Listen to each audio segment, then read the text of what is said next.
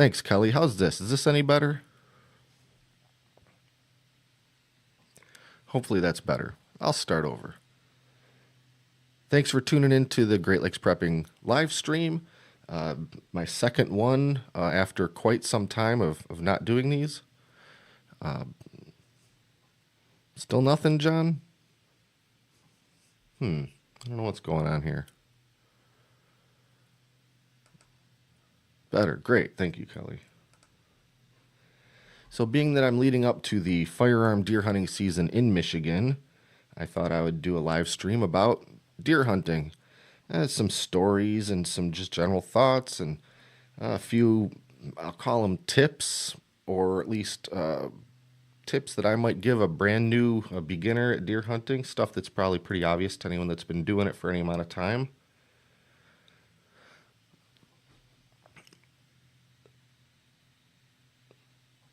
Sorry, I'm just trying to kind of get my the comments organized here. I've got a little screen now that I can read the comments a little better. Last time it was so small, I kind of had to lean way over and get a look at the comments. I think I can see them pretty good this time.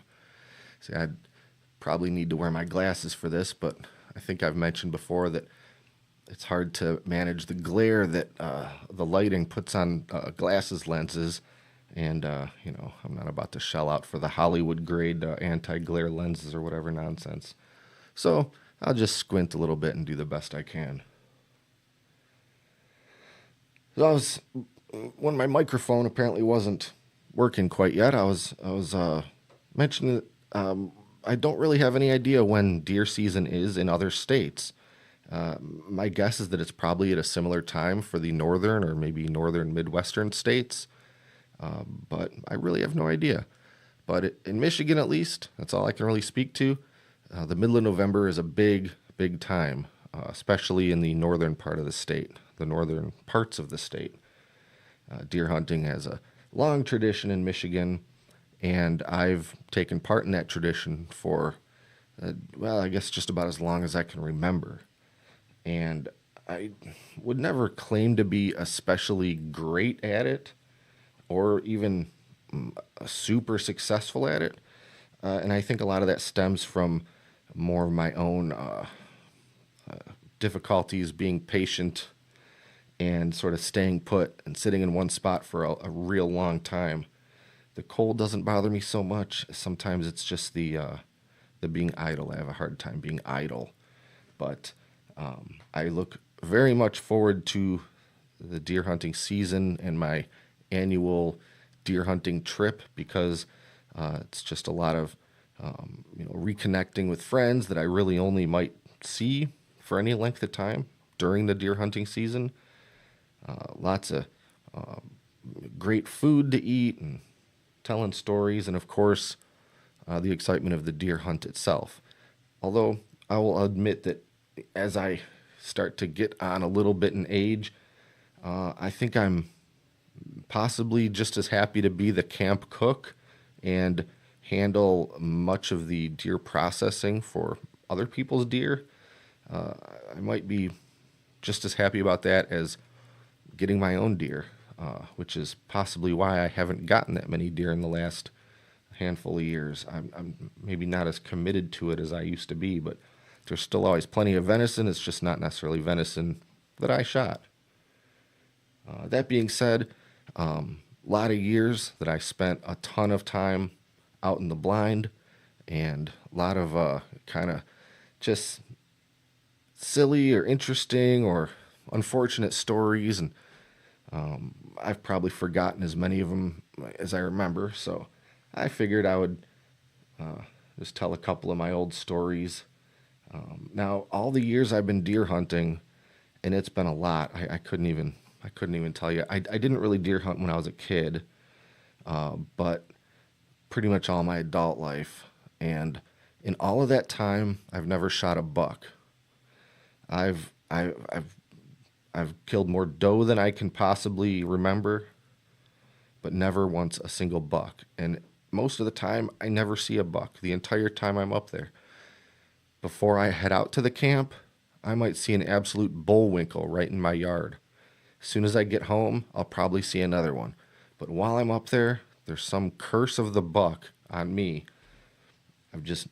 I've had the opportunity to kill a buck once or twice, mainly one time that I can remember, and that's kind of the lead into one of my stories. And I usually try to get set up in a raised blind of some sort, either a box blind that's on stilts, or I've even used those kind of prefab plastic, I guess, cylindrical blinds that you would put up on a big metal platform. But this particular time, I was set up in someone else's pop up ground blind. It was a kind of a half forested, half, I don't even know what you'd call the terrain. Real tall reeds. It's kind of marshy land butting up to forest land. And so I was nestled kind of in the trees right as it kind of started to open up to some trails. Uh, yeah, Kelly, they do know. They definitely hide uh, where they don't think they're going to get shot. So I'm sitting in this ground blind, and I've really only got two directions that I can see very well in, and that's the directions they're most likely to come in. But as I mentioned, I have a hard time sitting still and remaining idle.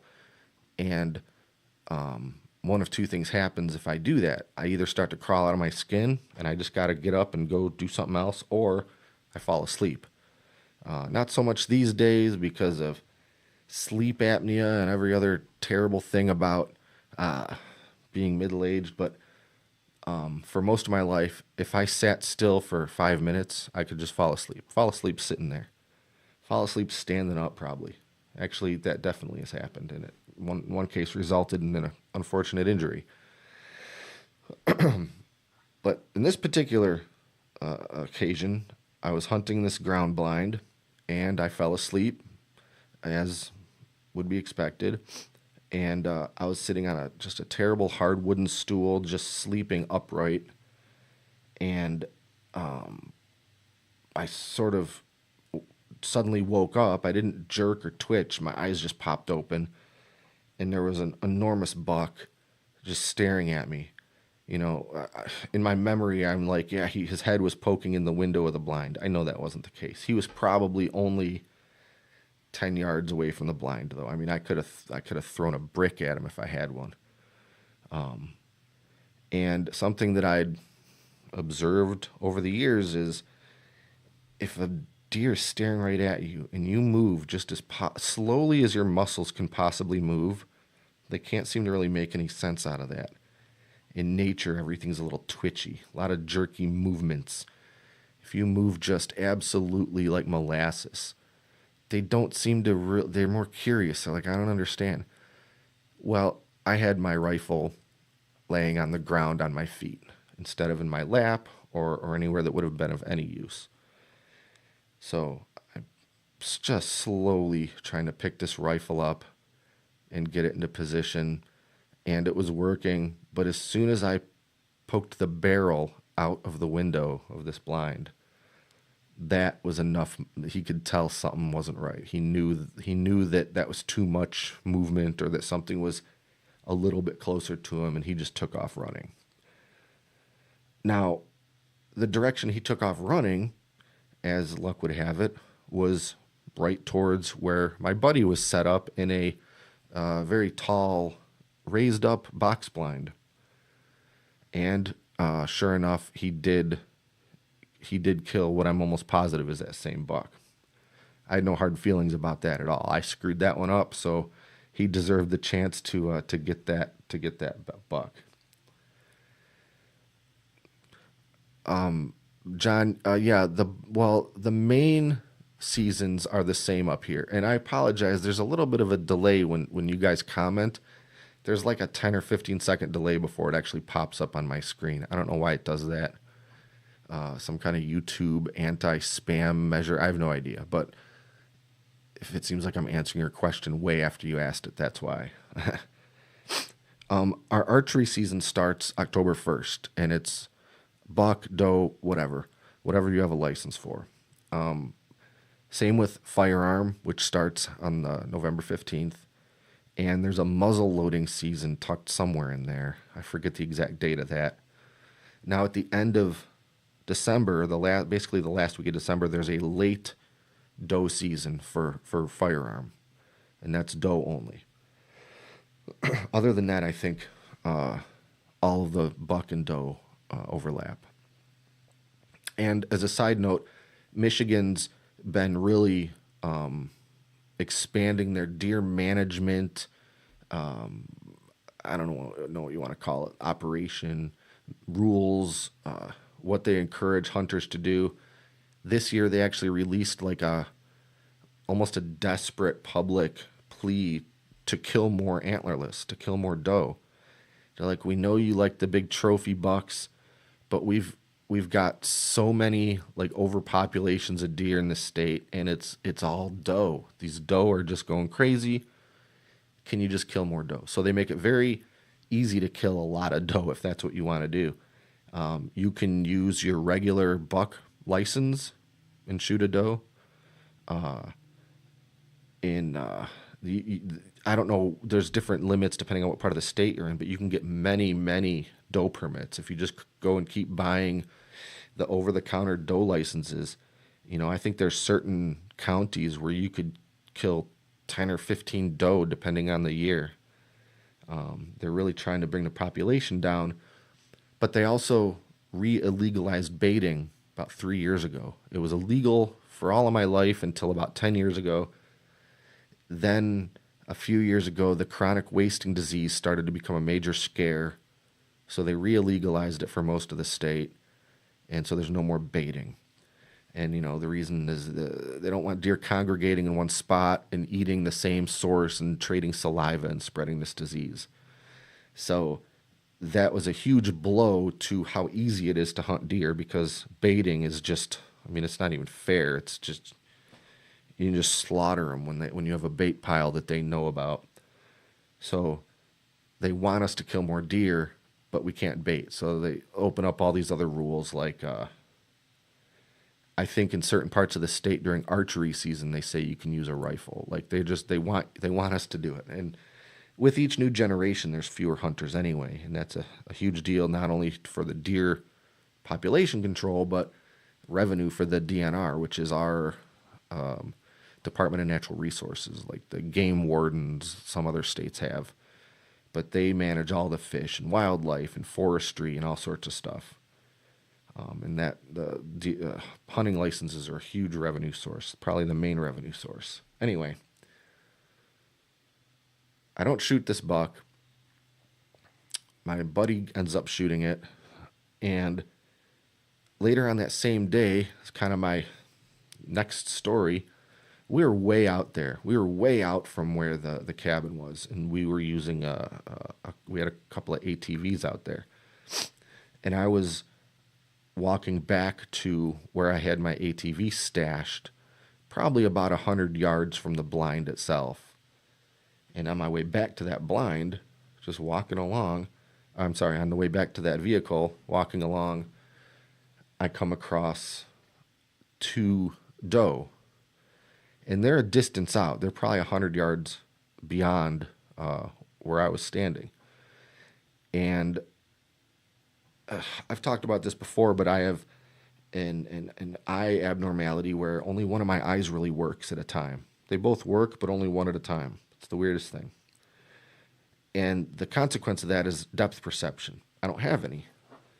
So I can use things like perspective and parallax to kind of gauge distance, but the further the distance is away, the more impossible that becomes.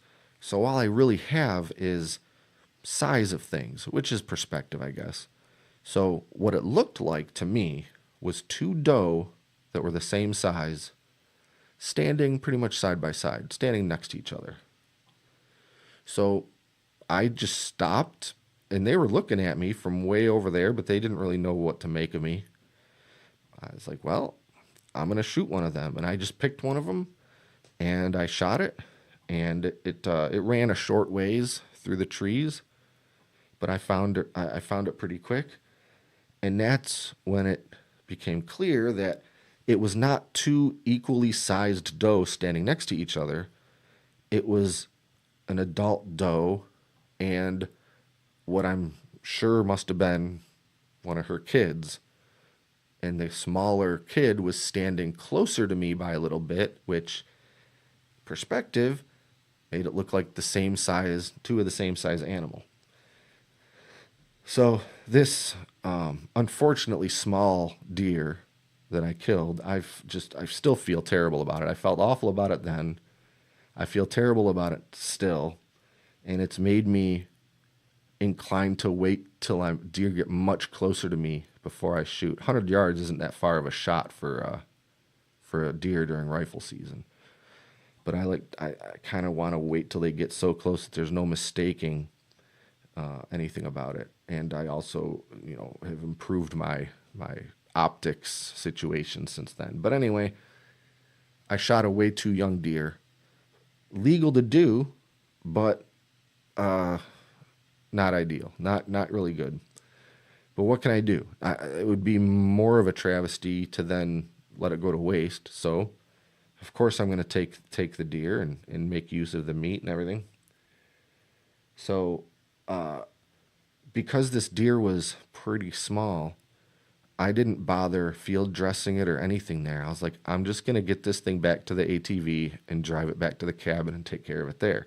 I'd much rather do my field dressing and everything back at the base camp where I got everything I need. I really hate field dressing out in the field. I'm really weird about making a huge mess of things where I can't be very clean and sanitary about it. But anyway, I get this. This I'm just dragging this little deer back to the ATV with one arm, just dragging it with one hand. And a different buddy who was maybe 150, 200 yards in a different direction, but had kind of a sort of a line of sight to me later on, told me when he got back to the camp, said, I saw you dragging something with one arm. And there's no way that you should ever be able to drag a full-grown deer with one arm. That's impossible unless you're The Rock or something. He goes, I saw you dragging something with one arm, and I thought, oh my God, you killed a dog. You shot someone's dog. And he was joking around, but I was like, huh, why would I shoot someone's dog? I mean, I'm not blind. I just wouldn't be able to tell you how big the dog was, but I'm not shooting a dog. And if I did, why would I be dragging it? Whatever.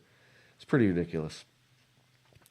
So, not much more to that story. I got the deer back and processed it and everything and made use of the meat, and that was that.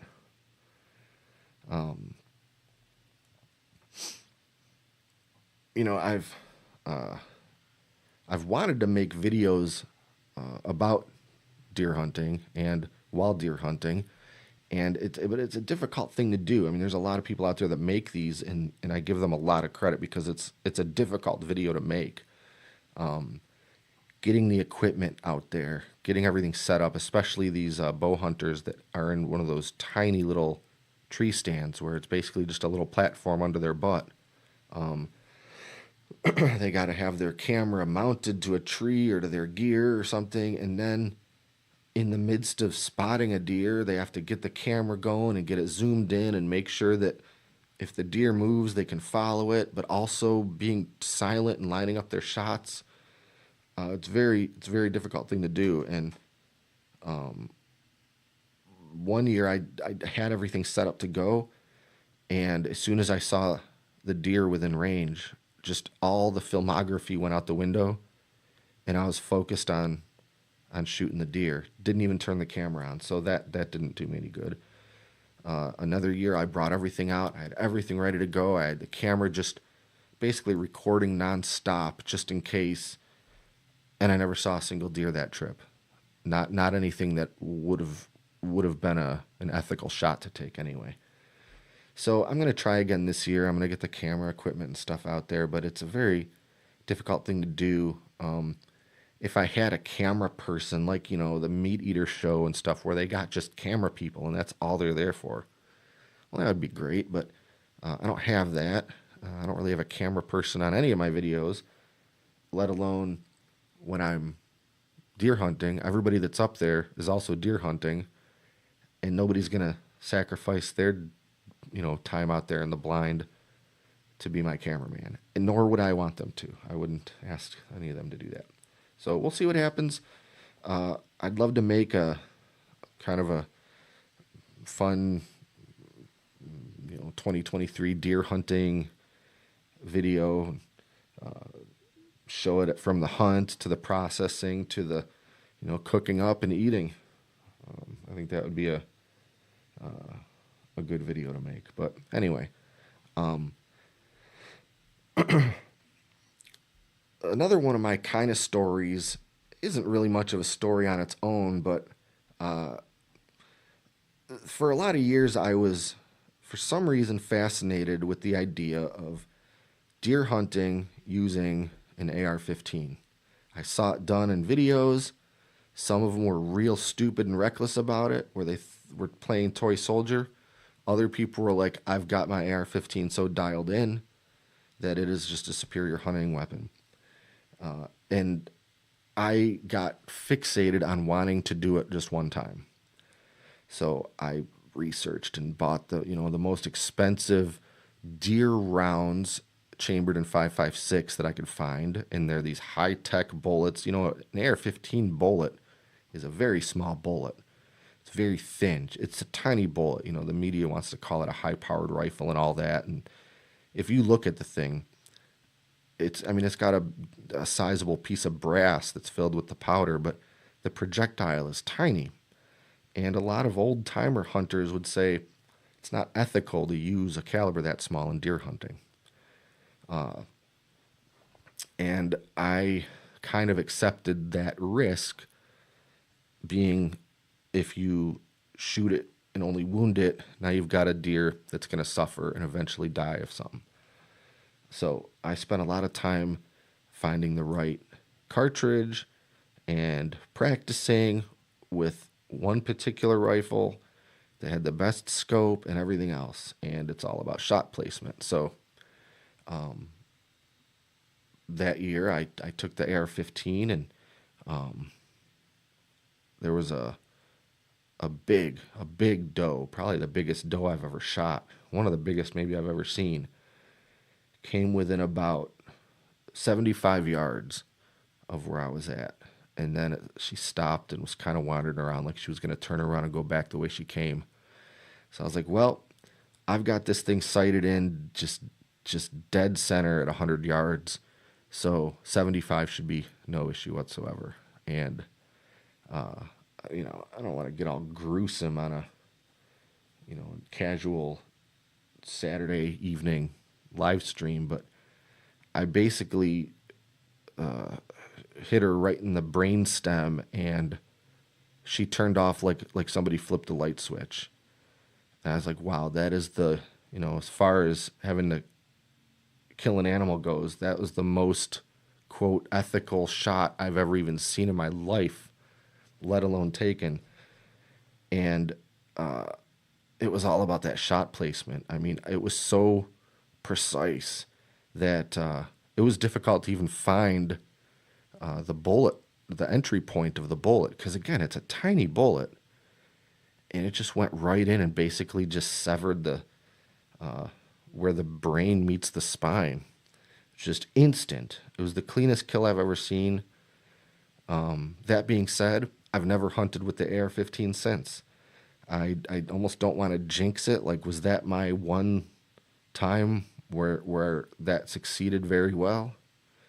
And my hunting rifles are really more appropriate rifles, and you get a lot more leeway if your shot hits a couple inches away from where you intended.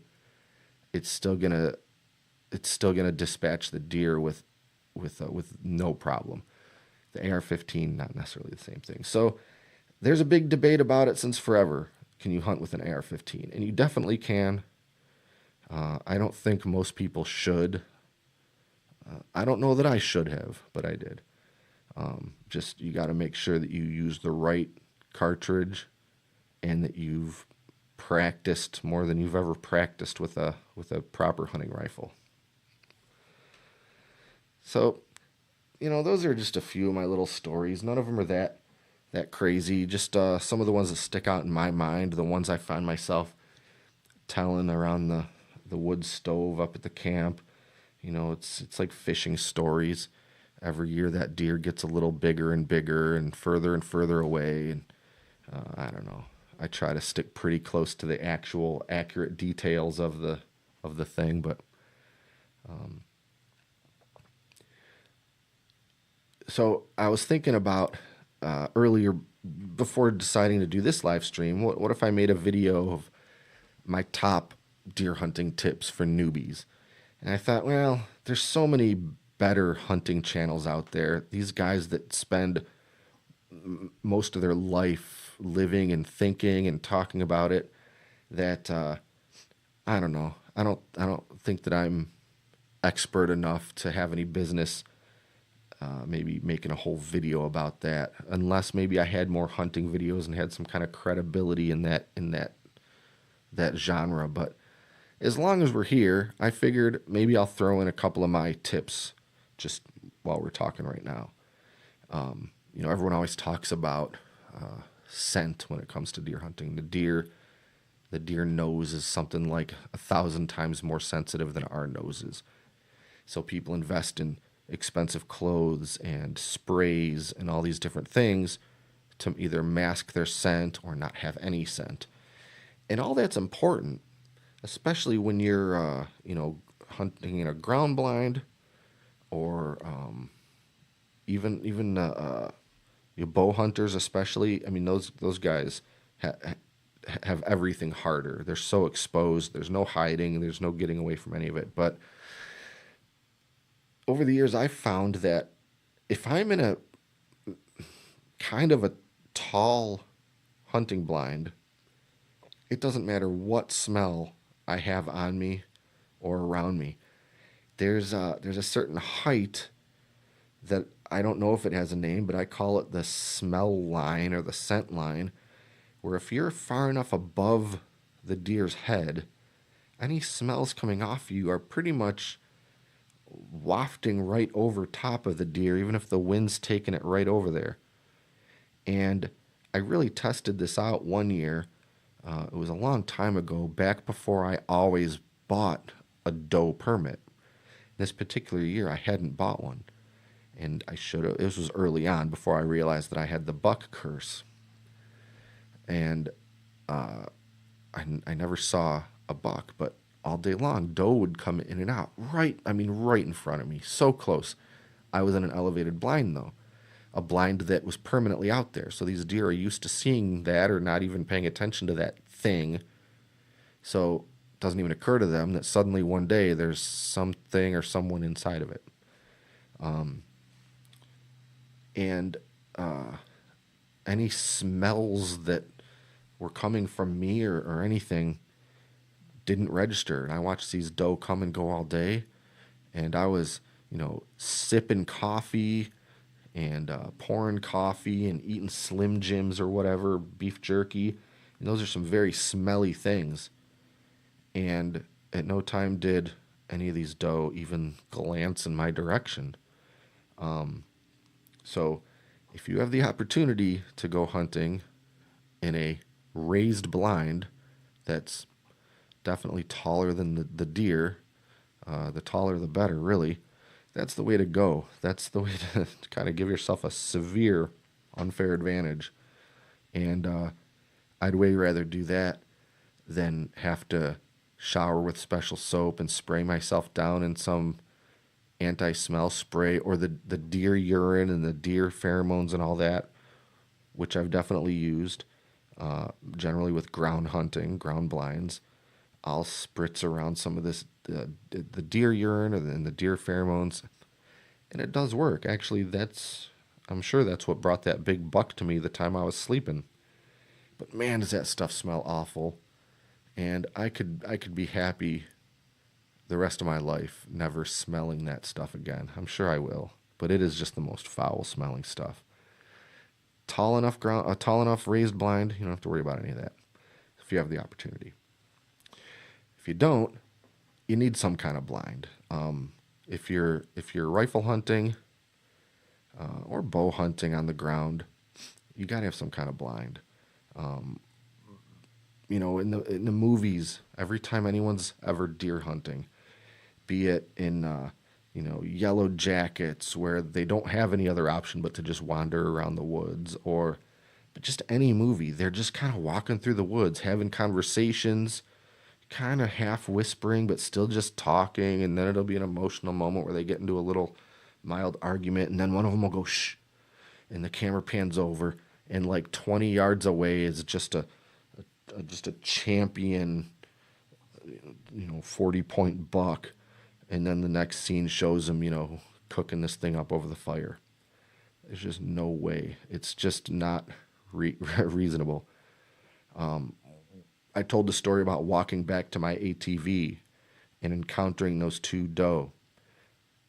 That was very unusual and rare. Why they didn't turn and run away as soon as they saw my movement, I have no idea. And it was to one of their detriments, or both of them, I guess, since I'm pretty sure I shot the deer in front of its mother. But that was really unusual. So unless you're either super experienced and good at it, or you've just shot so many deer from blinds that you want a new challenge, if you're just starting out and you just want to get a kill, don't be walking around out there making noise, spreading your smell around. Deer eyesight isn't that good. It's sort of bad in a lot of cases, but they still see your movement and they're gonna get spooked. And once you have a blind, my next tip is, in so many cases, it's an odds game. It's a game of luck and chance and odds. And by odds, I mean the longer you sit out there, the better your chances are. The more time you're sitting there waiting, the more opportunity there is for a deer to come within range. And of course, you want to pick an intelligent spot to put your blind. But if you just kind of duck in and out for an hour and then come and go and come and go, not only are your chances reduced because you're not there enough, but the coming and going is when you're most likely to spook something. So when I was real hardcore about it, I would get there an hour before sunrise, and I would just stay in there until I was insane, till I had no sanity left and I had to just move, and that would be 8-10 hours, something like that. If I didn't get something in the meantime, I don't have that in me anymore. I don't know what it is that as I get older, I have less ability to sit still. Usually it's the other way around, but I don't know. But you gotta sit out there if you wanna have a better chance. And I guess my next little tip is you gotta get your spot set up as early as possible.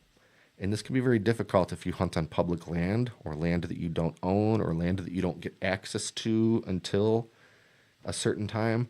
But if you're gonna go hunting on your uncle's, friend's, cousin's, nephew's land, you can't just show up there the day before opening day, set up a blind, and expect to have any luck. You might, but you're going to cause such a ruckus setting the blind up. You also don't really necessarily know if the spot you've picked is any good, because you arguably wouldn't have done any scouting or anything. But any deer that do see or smell that thing are going to be very put off by it because it wasn't there yesterday. They never seen that before in their lives. But if that thing was sitting out there for 2 months or a month even, they'll have gotten used to it enough to where they think nothing of it.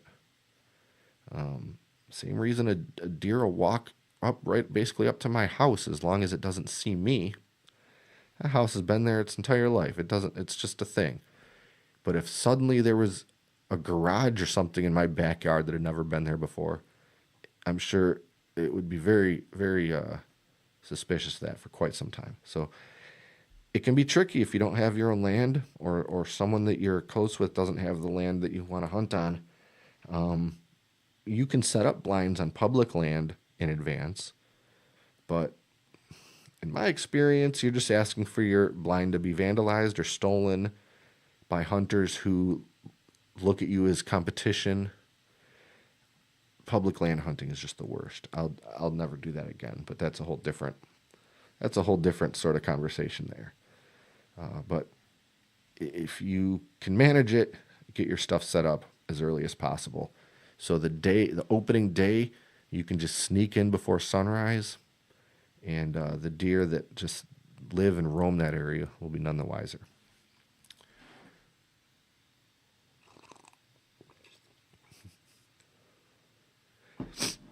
My last tip is process the deer yourself. Learn how to process it and butcher it yourself. It shocks me that people I know who've been hunting forever still take their deer to a processing place, a butcher, or a place that just maybe is a seasonal business that just opens up during deer season for this kind of thing. But that's what they do.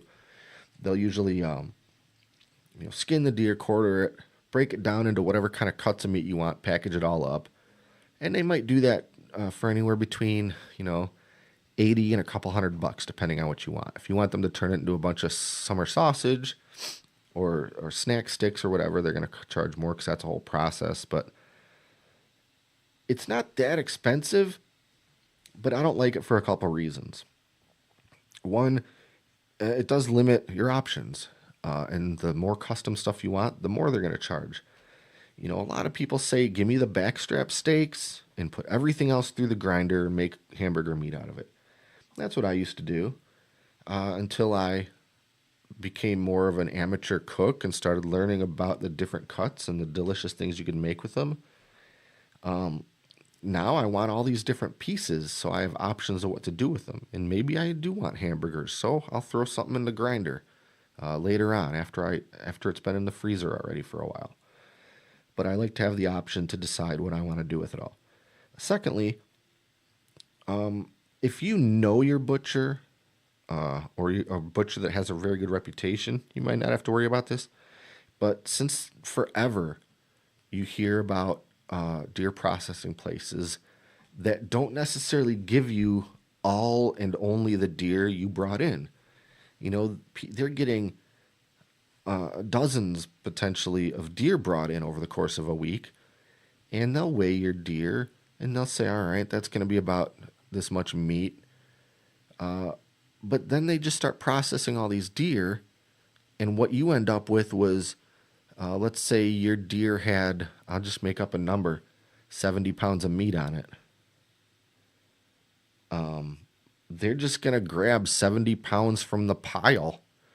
All right, he wanted most of it. Okay, back straps. Well, a deer that size probably had this many back straps. I'll give him that. Probably would have came up to about, I don't know, 45 pounds of ground meat. So I'll just grab 45 out of the pile. I want the deer that I shot. Not that the other people's deer aren't perfectly fine, but I don't know how they were treated. I don't know where they were shot. I don't know if they pierced the thing's intestines while they were gutting it. I have no idea. I don't want anything to do with it. And the only way that I can be 100% certain is to do it myself. But the thing that first got me doing it myself was I'd shot a deer on a buddy's piece of property just years ago. Way, way, way on the other side of the state. And he said, just take it to my guy up the road, to process it. He does a great job. He doesn't charge that much. I was pressed for time. I said, sure, I'm not going to bother taking it home to take it to my processor I used to use. He goes, just drop it off there. I'll pick it up, and then next time you're up here, it'll be in the freezer waiting for you. Well, lo and behold, that guy ate my entire deer before I could ever make my way back up there. Never even told me about it. Was trying to keep it from me. Was sort of embarrassed about it. It wasn't until I actually got there a couple months later. I was like, hey, let me grab that deer while I'm up here. And he's like, might as well come clean. ate my entire deer over the period of a couple months. If he wanted deer, I would have given him tons of deer. He had his own deer, already ate it. Wanted to eat some of mine. So I was like, well, that's another wild card I never really thought about, was that someone was going to eat my deer. And I never got a single piece of that deer. So I do it myself now every time. And it's not hard. It's really not. The gutting and the field dressing part of it, to me, is harder, is more of a production than the quartering. The quartering and the skinning and all that might take a little bit longer, but it's easy. You're just I don't know, you're not connecting the dots. You're kind of doing the opposite of connecting the dots, but I don't know, you're just disassembling something. You get a good sharp boning knife, and it's nothing. The gutting, I'm way more on edge about, because if you screw that up, you're gonna have a real nasty mess on your hands, and that's where the real gross stuff is anyway. But and you got to do that whether or not you use a processing guy. But hang it up somewhere, skin it, quarter it up, and then decide either when you get home or right there what you want to do with all those different cuts. Do you want to separate the roasts? Do you want to save the shanks, which is what I like to do? Make a nice braised venison shank. Oh, how much of it do you want to grind? Do you want to grind any of it in advance? All that stuff. And your biggest problem at that point is just getting rid of all of the bones and stuff that you don't want. And depending on whose land you're on, you could just dump that all back out in the land, and the animals will take care of it in no time. Or you bag it all up and, well, double bag it all up and throw it out with the trash. There's the cleanup's a little bit more of a production because you're doing it yourself. But if you have the ability, if you have the physical ability to do it and the place to do it, you owe it to yourself to learn how to do it and process it yourself. And being that this is a prepping channel, of course I'm going to advocate for learning how to do it yourself. DIY is the way to go anytime you can manage it. Now, if I'm going to be, let's say I'm going to be wherever I'm going hunting for a week. Sometimes it's 2, sometimes it's less. But let's say I'm going to be there for a week. If I get a deer anytime up to the second to last day, I'm going to process it there. I don't hang them. I don't dry age them. Some people say you got to hang the deer for a minimum of 3 days. I don't buy into any of that. I want it basically in the freezer as quickly as I can from the time I kill it, in my cuts of meat that I want. So if it's the last day and I shoot a deer, I'll take the whole thing. I'll field dress it and then take the whole thing home and do the work there. But otherwise, it's happening right there at camp. I've got a cooler the size of a Volkswagen that all the quartered pieces go in. It can hold multiple quartered deer, basically, and I do it that way. And then once I get home, of course, then the vacuum sealing and the packaging up to go into the deep freeze still has to happen. But I really recommend learning how to do all that yourself, even if you're just thinking about getting into deer hunting. And if you've been hunting already forever, I can't help but ask, why aren't you doing it yourself? Why does everyone take it to the processor? I know, because it's easier. But it still doesn't really make any sense. Anyway, that's really about all I have. Just sort of a just miscellaneous stream of nonsense here about various deer hunting things. Just kind of sharing some of my experiences and thoughts. Much to my chagrin, there's not really any younger people in my lineage who've expressed even a little bit of interest in hunting. Barely even fishing, but definitely hunting. I still have my fingers crossed that one of my nieces or nephews might express some interest in it at some point, but as it stands, anything that I have to say on the matter, pretty much has no ears to absorb it. So maybe by sharing it on the YouTube channel, at least it can, you know, live on for posterity's sake or whatever. And if one of the nieces or nephews ever does want to get into it, then you know I'm sure I'll talk their ear off about it forever at that point. But I don't know. I guess I'm not holding my breath on that. None of them really are growing up as country kids, and I don't know. I think every like I said earlier, every generation seems to have fewer and fewer hunters, until the point where I don't know. Are there going to just be none? I guess it's possible, but I'm doing my part anyway to manage the deer population. Oh, and also not spend $18 for a small steak at the grocery store. So I guess that's about it. Sort of just another casual live stream with no real significant purpose. But probably do this again in a few weeks after deer season has calmed down and maybe we're getting into the holiday season. Maybe I'll do another one of these. I got lots of miscellaneous stories and things that I can jabber on about for untold amounts of time. So do this again at some point anyway. So thanks for watching, and hopefully, you know, you got anything out of this, be it entertainment or a droning voice to help put you to sleep. I'll take either. But thanks for watching.